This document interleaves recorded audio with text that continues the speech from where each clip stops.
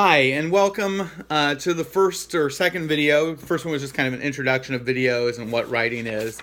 And this one is going to be about how to write leads. And if you turn in your book, the reading for that's due on week 3, you have homework from that chapter, from chapter 7 that's due.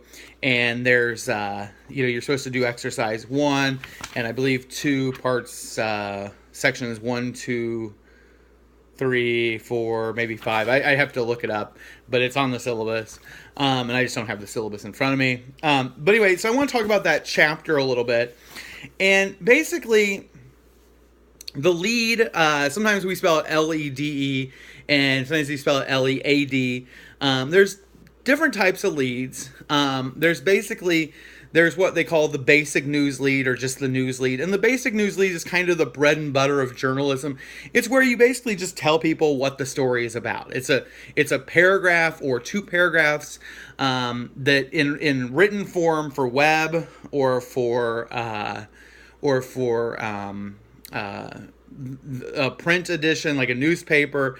The news lead is kind of the classic, man arrested for murder, right? Or man arrested for this, or, the mayor or the city council has approved this, or the city council has approved that. And so basically it just summarizes the story. And usually the idea there is it gives the basic information. Now, there are other types of leads, and that's where we get into chapter 8.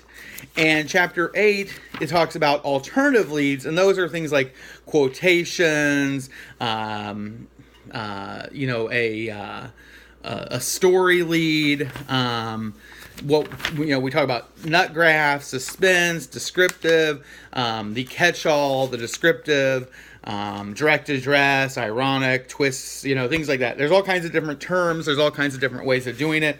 Some of them are considered better and some of them are considered worse, but those are the basic. There are multiple types. But the first type I want to talk about is just the basic news lead. And the basic news lead is just a lead that basically tells what the story is about.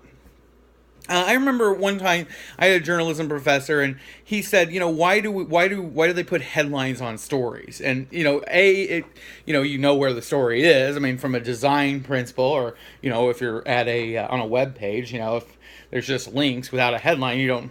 You need a lead, or you need a headline so you know what is on the link, or what is on the page, or what is the story on the page about. But what he always said, and I thought this was actually kind of interesting, is if you pick up a newspaper, right? You pick up a traditional newspaper and you're flipping through it in a newspaper, on a typical daily newspaper. Now, I'm just using that as an example. If you want to take a web page, you want to take the State Journal Register's web page, you want to take CNN.com. Any day there are something like on a website, there could be 100,000, 200,000, 300,000 words that are new, different stories. There might be 50 news stories posted, each one 1,000 words, or there might be 100 news stories posted, and each one 100 words. But in a newspaper, typically you have things like columns and like Dear Abby, Ask the Doctor, things like that, and you have bridge columns, like how to play bridge, what card are you going to play today? You have Sudoku, you have crossword puzzles, but then you have news stories, you have national, international, state news, local news. You have a variety of stories and a variety of things. And in a typical daily newspaper, if you pick up any day of the State Journal Register, typically there will be somewhere in the ballpark of 20 to 30,000 words. Now, most of us can read probably, couple hundred words a minute, but maybe more. But so we should be able to read that. If we read every single word in the newspaper, it would take us 100 minutes, maybe 2 hours to read every single word in the paper. And most people don't do it. In fact, what they do is they read the stories they want to read. And so you read a headline, it says Chatham Village Board approves water hike, something like that. And I don't live in Chatham. I don't care if they approved a water hike, right? And so what he said is, the headline is written so you know what not to read to a certain degree. Well, that is true. It tells you what you want to read and tells you what you don't want to read, right? Okay, so I read that headline and they approved a water hike, right? Now if I see somebody from Chatham, I've read that. maybe if I want to know what the gist of the hike is about, like, maybe I read the first few sentences, and the first few sentences usually give me the key ideas of the story, the most important facts. And it might say the Chatham City Council, facing budget shortfalls, finally increased water rates by $5 on average per month. And this should allow for them to pay for their water filtration system, because Chatham in the past, at least in recent years, had really horribly tasting water, and that was kind of it was a big issue a few years ago. So maybe that's what it's about. Okay, I'm making this up, right? And maybe I read that, and now that's all I care about. I don't live in Chatham. Why would I care, right? But then when I run into somebody who lives in Chatham, maybe I can make a comment about it, right? Maybe I run into one of you. I know some of you live in Chatham. I know 2 or 3 of you live in Chatham. And I could then say, I see you guys increase your water bill, I don't know. And then I act like I actually know something about you. I don't know. But it starts a conversation. You go, oh yeah, and this is the kind of thing, that becomes important. I don't care about it beyond just the basic information, but that tells me what I do and don't want to read. Well, the news lead is kind of that same thing. It's done by the reporter versus a copy editor or some editor who writes the headline and slaps on top of the story that tells you what the story is about. This gives you basically a summary of the story. The goal is to tell the people what the story is about. It provides them information, and for people who aren't that interested in the fact that Chatham raised their water, hike, and most of you who live in Chatham, live with your parents, don't pay the water bill. You don't care if they raise the water bill anyway, probably. But the case is that, that might become important.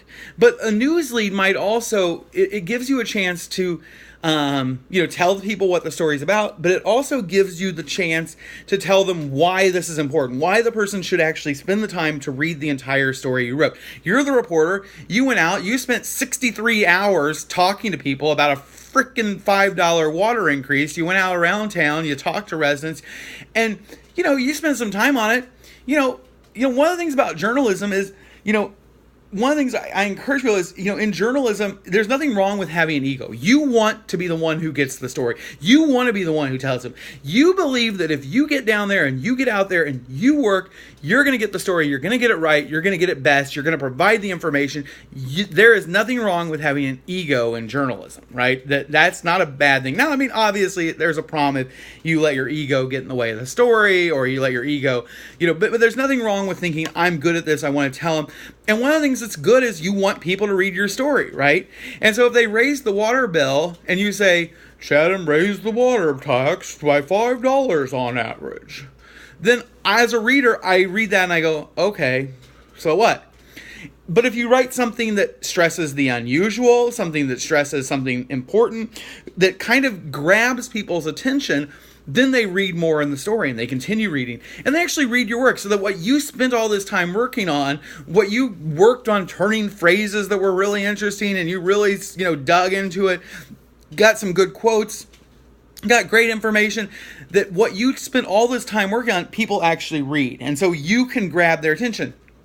So, for example, with the Chatham thing, I mentioned that they used to have bad tasting water, and that is, I don't even know if, I think they put in a new filtration system. I think they've mitigated some of those issues. A few years ago, they built a new water plant, but for some reason, people started complaining about the taste of water after they built this water plant, and it was a whole big issue a few years ago. So you might start off with, Chatham residents, Chatham residents will see an increase in their tax bill, but or maybe you start off with, after years of bad tasting water, Chatham residents can finally palate the taste of the water, but they're getting a little bit of a cold splash with the new hike in their costs or something like that, right? Now you're going, maybe there's something more to this. Maybe this is interesting. Let's read the next paragraph. Let's read the next one. And so by making it, by stressing the unusual, by stressing important facts, by making it interesting, you may actually increase the number of people who read your story. And that's what the news lead is all about, is getting people to go, hey, this is a story I actually want to read. It serves two purposes. It gives people the information, and that's important because, there's 50,000 words. There's 20,000 words in a daily paper, right? I mentioned that. And the reality is nobody has time to read everything in the newspaper, right? I mean, or everything on CNN. In fact, you make choices. You decide what's important to you, and you decide what's not important to you, right? And so you don't have time for everything. You want to get the gist, and that's what journalism is about. It's about giving people what's important, giving them the basic information, and so a well-informed person will know what's going on out there in the world by reading, your stories. But nobody's going to read the whole thing. As a matter of fact, a typical Sunday paper, especially like something like the New York Times or Chicago Tribune, can have upwards of 100,000 words in it. A novel has upwards of 80,000 words in it, which means if you were to read the whole thing, you'd be reading a novel on Sunday, right? Now, people typically spend a little more time, but nobody's going to read a whole novel on Sunday, right? Instead, they're going to pick and choose, and they will digest the information and feel like they've learned about the world and read everything they wanted and got all the information they needed if they read every headline and the first few paragraphs. But the first few paragraphs give you that chance to sell your story and make people actually want to read it. And that's what you're doing, is you're giving them the information, and you can't shirk that responsibility. But if you have an interesting story, or what is going to make people want to read more, or maybe even if they're tangentially interested that will make them continue reading, you try to get that in the lead so that they go, this might be interesting to read.